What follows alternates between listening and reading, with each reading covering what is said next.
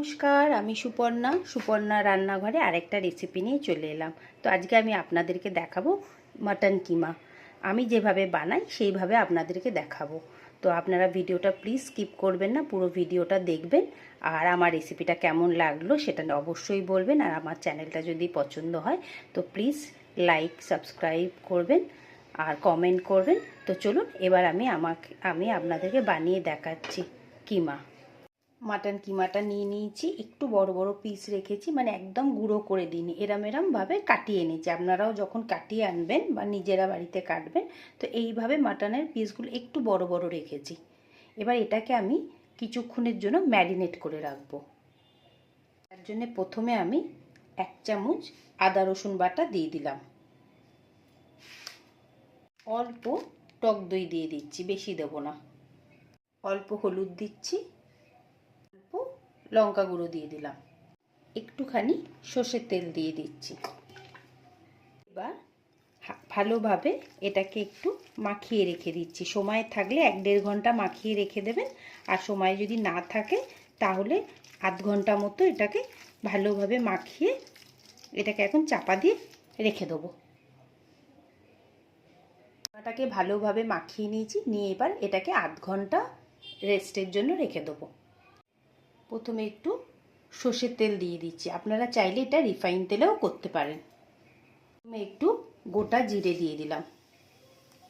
এবার এর মধ্যে 2টো এলাচ, একটু লবঙ্গ, একটা ডালচিনি, একটা বড় এলাচ দিয়ে দিলাম এটার মধ্যে। দিয়ে একটুখানি অ্যারোমা যতক্ষণ না এগুলোর বেরোচ্ছে ততক্ষণ একটু নাড়াচাড়া করে নেব। একটু চিনি দিয়ে দিলাম। আর আমি 3টে পেঁয়াজ কুচো কুচো করে কেটে নিয়েছি, দিয়ে দিলাম। একটু নুন দিয়ে দিলাম, দিয়ে এবার পেঁয়াজগুলোকে খুব ভালো করে একদম নরম করে নেব।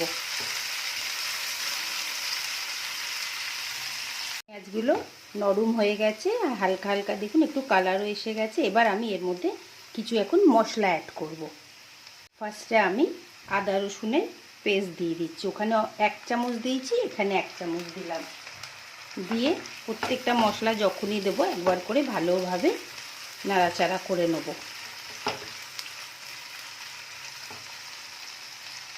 অল্প একটু হলুদ দিয়ে দিচ্ছি।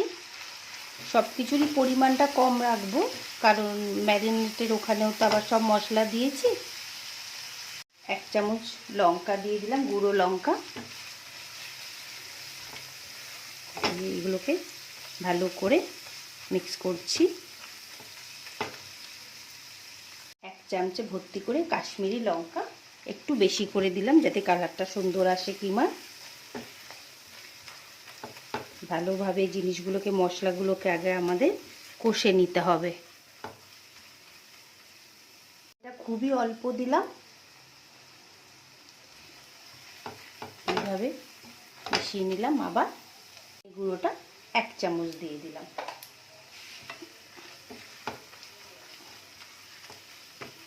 1-2 মিনিট একটু কষে নেব। আমি একটা টমেটো পুরো কুচো কুচো করে কেটে নিয়েছি, আর 4-5টা কাঁচা লঙ্কা দিয়ে এখন ভালোভাবে এগুলোকে কষবো। গ্যাসের ফ্লেমটাকে আমি এখন মিডিয়াম করে রেখে দিয়েছি। যতক্ষণ না টমেটোটা না গলবে ততক্ষণ এটাকে ভালো করে একটুখানি কষে নেব। ভাবে এখন এটাকে আমরা 5 মিনিট মতো ভালোভাবে কষবো, যতক্ষণ না মশলার গন্ধগুলো না যাচ্ছে আর টমেটোগুলো না গলছে। মশলাটা কষানো হয়ে গেছে, টমেটোগুলোও গলে গেছে।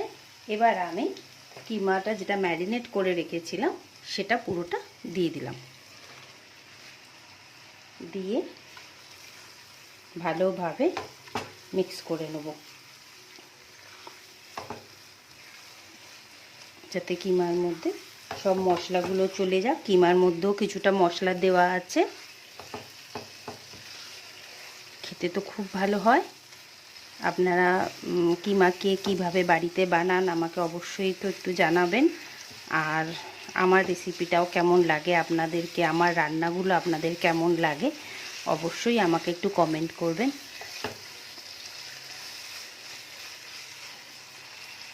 ফ্লেমটা এখন মিডিয়াম রেখে এটাকে এখন কিছুক্ষণ ভালোভাবে কষবো মশলাগুলোকে। অনবরত এটাকে এখন নাড়াচাড়া করে নিতে হবে। একদম এরমভাবে কিছুক্ষণ এখন পুরো মিডিয়াম করে রাখতে হবে গ্যাসের ফ্লেমটাকে। যে আপনারা এটাকে প্রেসার কুকারে দিয়ে একদম সিম করে একটা কি দুখানা সিটি দিয়ে নিতে পারেন, কিন্তু আমি এটা পুরো কড়াতেই করব, একটু সময় নিয়েই করব। আর যদি দেখেন যে না একটু সময়ে কম বেশি নেই, তাহলে আপনারা এটা প্রেসার কুকারে দিয়ে তারপরে আবার একদম ড্রাই করে নিতে পারেন। তো এটাকে আমি এখন ঢাকা দিয়ে দিয়ে করতে থাকব। মাঝে মাঝে আমরা ঢাকাটা খুলে একবার করে চেক করে নেব। যেহেতু সিম করেই রেখেছি তো এটা তো ধরবে না তলায়। মাঝে মাঝে শুধু সময় থাকলে এই প্রসেসটা করবেন, খুব ভালো হয়। আরও কিমার ভুনা কিমাটার আপনারা টেস্ট পাবেন। মাঝে মাঝে শুধু একটুখানি এখন নাড়াচাড়া করে নিতে হবে যতক্ষণ না আমাদের কিমাটা না গলছে। আমরা একবার দেখে নিই এখন কিমাটা কতটা গলেছে। গন্ধটা তো খুবই সুন্দর আসছে। আস্তে আস্তে আমাদের কিমাটা এখন হয়ে যাবে। আর একটুখানি বাকি আছে, মোটামুটি দেখে তো বোঝাই যাচ্ছে তেলগুলো সব সাইড দিয়ে বেরোচ্ছে। এবার আমি আর ঢাকাটা দেব না, এখন একটুখানি সিম করাই থাকবে, আর একটু হবে।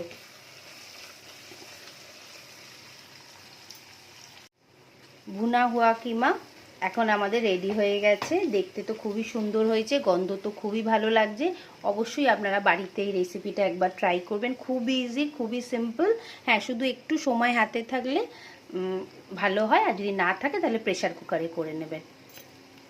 মাটন কিমাটা আমার রেডি হয়ে গেল। আমি এইভাবে এটাকে সার্ভ করব। আপনাদের আমার রেসিপিটা কেমন লাগলো অবশ্যই আমাকে জানাবেন। আর আমার চ্যানেলটা যদি পছন্দ হয় তাহলে লাইক করবেন, কমেন্ট করবেন, সাবস্ক্রাইব করবেন। আর এটা আপনারা পরোটা, রুটি, ভাত সব কিছু দিয়েই খেতে পারবেন, খুবই টেস্টি হয়।